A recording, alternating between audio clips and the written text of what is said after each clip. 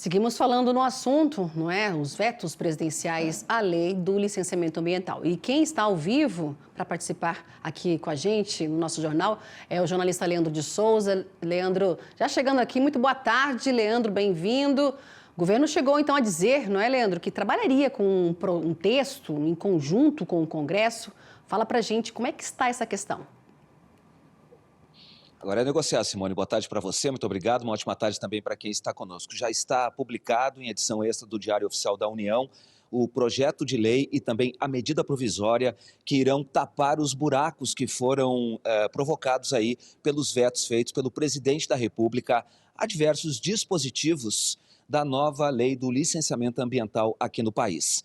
Conversei com diversas pessoas ao longo do dia de hoje, políticos, especialistas, ambientalistas, analistas políticos a respeito do assunto e fiz algumas observações a respeito do que eu ouvi. De maneira geral, a sanção feita pelo presidente da República, ainda que com vetos, foi considerado positivo porque traz mais segurança jurídica para diversos setores da economia. Portanto, foi considerado um aspecto bastante significativo a sanção feita pelo presidente da República e um não veto total. Isso também já era apontado aí como uma situação dada como certa, porque dificilmente o presidente da República iria comprar uma briga do tamanho de um veto total a uma lei aprovada de maneira tão ampla aqui no Congresso Nacional por deputados e também por senadores. E foi considerado positivo porque unifica as normas, os prazos, cria também os vários tipos distintos de licenciamento ambiental que acabaram, então, não sendo vetados. O que o presidente vetou, que foi exatamente a sugestão que foi feita pelo presidente do Senado Federal, Davi Alcolumbre, que é a licença ambiental especial, ou seja, um conjunto de obras que são consideradas prioritárias pelo governo e que vão receber o licenciamento ambiental de maneira mais rápida. Speed. No entanto, havia um dispositivo que determinava a monofasia, ou seja, a liberação de todos os licenciamentos necessários para a execução daquela obra ou daquele empreendimento. E esse ponto ele foi vetado pelo presidente da República. Para isso, Lula teve muito cuidado e editou uma medida provisória específica para esse ponto que foi tratado pelo presidente do Senado Federal. Todo esse cuidado é exatamente para evitar um confronto maior com o Congresso Nacional, sobretudo com o presidente do Supremo Tribunal, com o presidente do Congresso Nacional, que é o presidente do Senado Federal também, que é o Davi Alcolumbre, o autor dessa proposta. Por isso, a edição dessa medida provisória, que já passa a valer, tem então agora 120 dias de tramitação dessa matéria aqui no Congresso Nacional, e aí os parlamentares também esperam negociar os termos que foram apresentados aí pelo governo por meio aí desse projeto, também pela medida provisória para substituir os artigos e os dispositivos que foram vetados.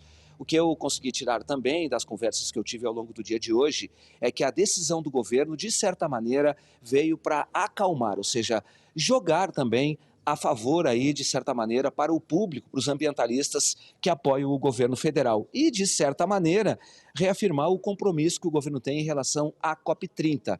Por isso, este prazo aí, essa medida provisória que vai, de certa maneira, prorrogar os prazos de discussão do que foi apresentado, ou seja, dos termos que foram apresentados pelo governo por meio dos dois dispositivos legislativos já encaminhados, ou seja, já publicados no Diário Oficial da União.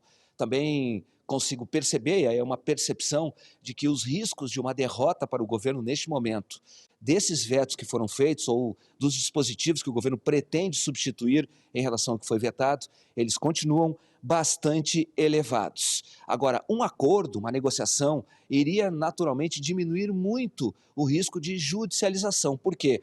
Porque o entendimento levaria naturalmente a um acordo para que não houvesse a ida, pelo menos por parte do governo federal, ao Judiciário, ao Supremo Tribunal Federal, uma vez que há a interpretação de muitos juristas, conversei com alguns deles ao longo do dia de hoje também, de que há sim vícios constitucionais. Por exemplo, a introdução que foi vetado pelo presidente da República de que médios em empreendimentos podem ter então o licenciamento automático. Isso já foi decidido pelo Supremo Tribunal Federal e a tendência é de que, se houver um questionamento novamente a respeito desse ponto, o Supremo novamente reafirme a sua disposição a respeito desse tema.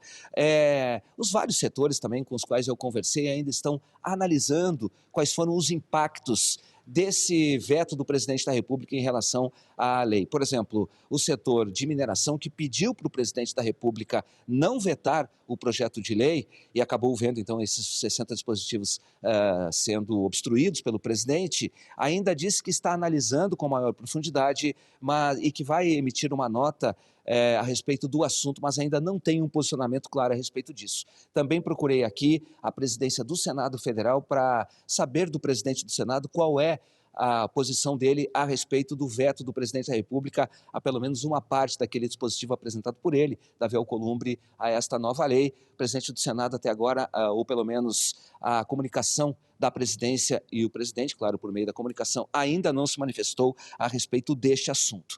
Já o presidente da Frente Parlamentar do Biodiesel, da Bioquerosene, o deputado Alceu Moreira, ele, de certa maneira, veio ao encontro, ou seja, ele corroborou com aquilo tudo que eu ouvi ao longo do dia de hoje, que neste momento não há grande preocupação em relação aos vetos feitos pelo presidente da República, há muita calma, inclusive, em relação a esta questão, para tentar entender quais são os argumentos do presidente. Também disse que aqueles pontos que foram apresentados pela proposta do governo, por meio de medida provisória e projeto de lei, se estiverem não em consonância com aquilo que pretende o Congresso Nacional, naturalmente serão derrubados. E caso não haja acordo e entendimento, há sim a compreensão de que a Frente Parlamentar da Agropecuária, o setor produtivo aqui no Congresso Nacional, tem força suficiente para derrubar todos os vetos feitos pelo presidente da República à proposta. Mas, num primeiro momento, há muita disposição de ouvir os argumentos do governo federal. Também o vice-presidente da Frente Parlamentar da Agropecuária, o deputado Arnaldo Jardim, se manifestou a respeito desse assunto.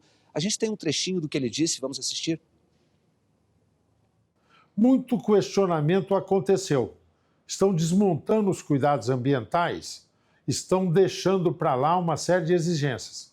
O tempo todo eu esclareci e foi a nossa convicção de que não era isso que estava sendo proposto. Agora, o governo vetou vários dispositivos, mas um deles, que foi muito questionado, o licenciamento por adesão e compromisso, o governo manteve. Sabe por quê? Porque é um bom procedimento. Significa que aquilo que já tem uma certa rotina pode ser aplicado, dando muito mais celeridade.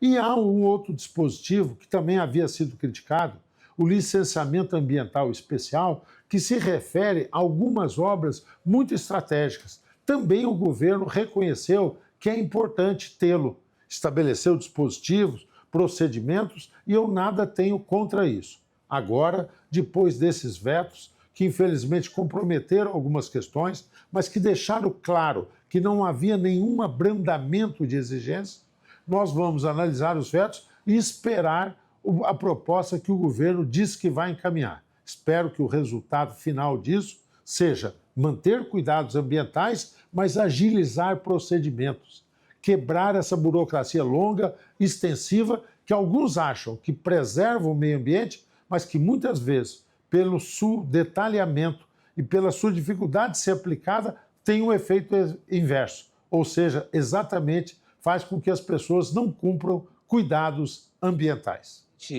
Há sim a disposição de ouvir o governo, de negociar com o governo em relação às propostas que foram apresentadas, mas na hipótese, por exemplo, de elas estarem muito em desacordo, em dissonância em relação àquilo que pretende o Congresso Nacional, não há dúvida de que vai haver a unificação de forças para derrotar o governo em sessão do Congresso Nacional, prevista inicialmente para o próximo dia 27. Isso não está confirmado, há aí um indicativo de que pode acontecer essa sessão. E aí vai haver, claro, uma pressão, sobretudo dos parlamentares que integram e que representam os setores produtivos aqui no Congresso Nacional, para que esses dispositivos vetados pelo presidente sejam incluídos na pauta do Congresso Nacional. Como eu disse anteriormente, o risco de derrota do governo ainda é avaliado como importante, ou seja, há muita possibilidade, o percentual é muito grande de que, se não houver entendimento, o governo seja derrotado nas negociações. Mas, como eu disse anteriormente, o governo abriu, na verdade, um prazo para, de certa maneira, ganhar tempo e levar o processo, de alguma forma, até